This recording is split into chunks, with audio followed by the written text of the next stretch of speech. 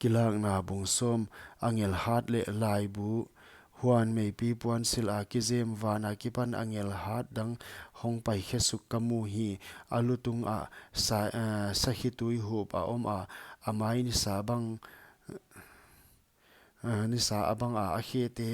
mei khuam te bang a mai a hi a khut a lai bu zel neu chik hon sa atoya a khe taklama tuipi tung sik in a khe veilam leitunga anga hi humpi nel kai hum ham bang in o ngai takin akiko akiko hit in van pi ging sagi ten a o u aswa u hi huan van pi ging sagi ten a o u aswa tak un gel ding in kakisa hi vana kipan o in van pi ging sagi te thugien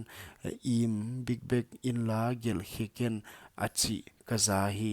huan tuipi tung le leitunga angel ding kamu in van lama a khut taklam alik to a huchi in huai tang ton a hing van le leitung le asunga omteng teng le tuipi le asunga omteng teng siampa min lo in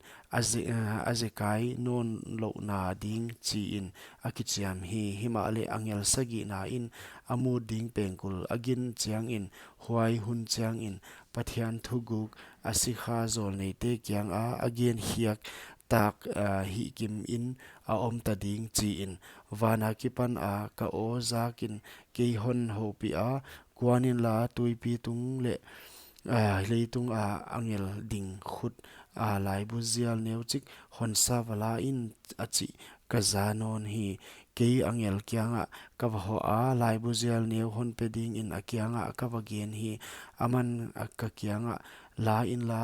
ne zo vikin huai in nagil hi kha in chin hima ale nakama huai zu bang in a khum ding achi hi huan angel khut a kipan in lai buzial neu chi kala a kane zo vika kakam a huai zu bang in a khuma huan kanek zo tak in kagil hi khat in a hong om hi huan kakyang a